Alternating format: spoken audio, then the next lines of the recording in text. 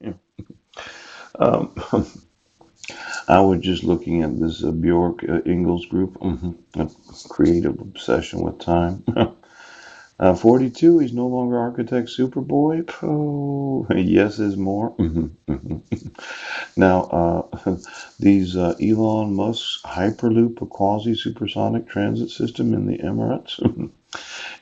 I had thought about supersonic travel because I think that you can use powerful frequencies to pierce, right, the actual sound barrier so that you wouldn't have a sonic boom. Yeah. And I had seen a design of an airplane that had a very long nose, as if there was a joust at the end of it. Yes, but I wanted to design some planes that used technology to pierce the actual sound barrier so that we could have hypersonic travel. Now, I had planned on having three planes for myself, one for my daily commuter plane, yep, one for the 3 day travel because I don't like to be home. I don't like to be away from home more than 3 days. And then a little something that the Russians had designed back before there was a Concorde. I had agreed to get the blueprints of that plane and build it with today's modern technology. But this whole Hyperloop quasi supersonic transit system, should we be going at 7 or 8, or let's see the number of like four Mach? I did some. I mean, how fast do you need to get across the desert? Now, there. Well, I'm almost sure that you can use radio frequencies to pierce the sound barrier, so that there is no sonic boom. It's kind of like opening up the sound barrier so that the plane can go through it without actually hitting it. Yes. Now, I have some designs for some airplanes that I'm wanting to manufacture from some planes I wanted to fix up, which happens to do with airflow, aerodynamics, and different types of technologies like this. Now, I know that this guy, the architect of the future, he and myself are having a little competition. Now, I might be the only one thinking that. Do you? I'm delusional. You don't think? Well, this is real nice, isn't it? Yes. And he designed this thing? Yes.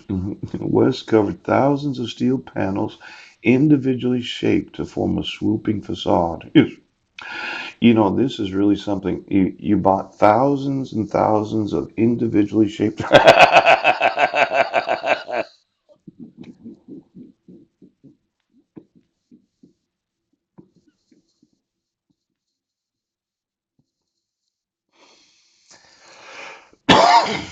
When I think about the cost of having each one of them be a different shape, yes, there's quite a manufacturing process necessary to buy all those. Now, I'm sure you consider the cost of the building, and those that build billion-dollar buildings, they kind of look at it like, well, no, we're going to have to make each one of them a different shape. Did that add anything to the cost? Now, I know, okay. You're wanting to buy or make one of these really big buildings, yes. And every one of those is a different price because they all have to be individually manufactured. And the thought was, no, it's no big deal. It's a couple $1 billion. It looks really, really nice. I mean, look at this architectural design. Yes.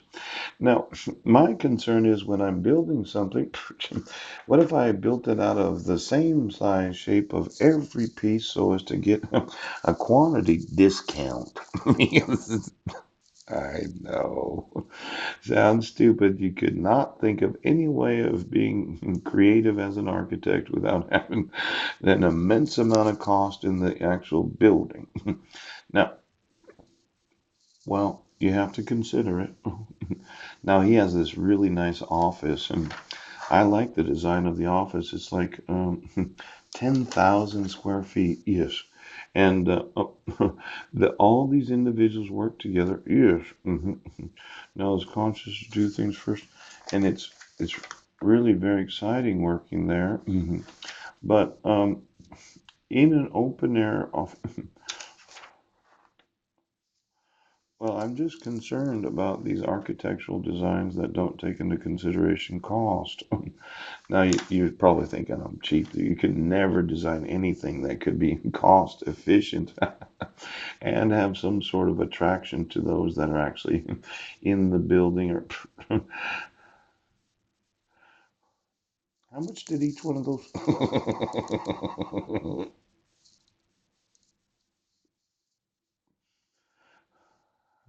Um, I think we're competing against one another. He might not have any idea what I'm talking about, but when I make my designs, I, well, see, I like to get the original design. I'm one of these retro types of architects where I get the original blueprints and then I make adjustments because it was originally built a certain way. Yes. And then I make some improvements in it to kind of fancy it up. And then I try to stay within a reasonable expense in doing that. Now, why?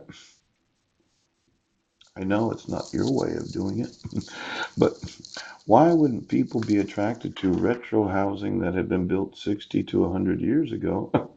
Because, well, I'm somewhat of a retro man. I liked it back in the 40s and 50s, even though I didn't live there. Now, I know you're upset right now. Playing with Legos, were you? You know, I understand Danish and their whole attraction to Legos. I was an exchange student in Denmark for a year, and they were big on this Lego.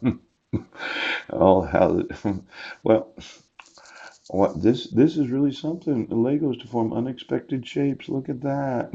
Look at this right here. This is architectural design.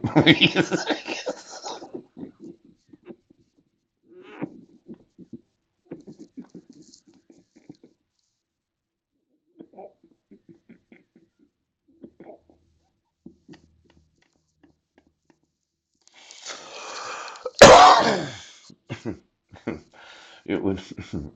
How is Denmark? You remember when I went to Northumberland Gymnasium and almost married a Danish woman and snuck into that country when I was 21 years old and had different. Oops, I did violate quite a few laws, to tell you the truth. The Danish police are after me. You know, I let the Danish fire department know that the United States is not enforcing the Constitution. Do I own anything in Denmark that you wanted to tell me about? Queen of Denmark. Now, you made a Lego building. I know it's important. Everybody buys Legos, don't they? The whole world buys Legos. This is nice.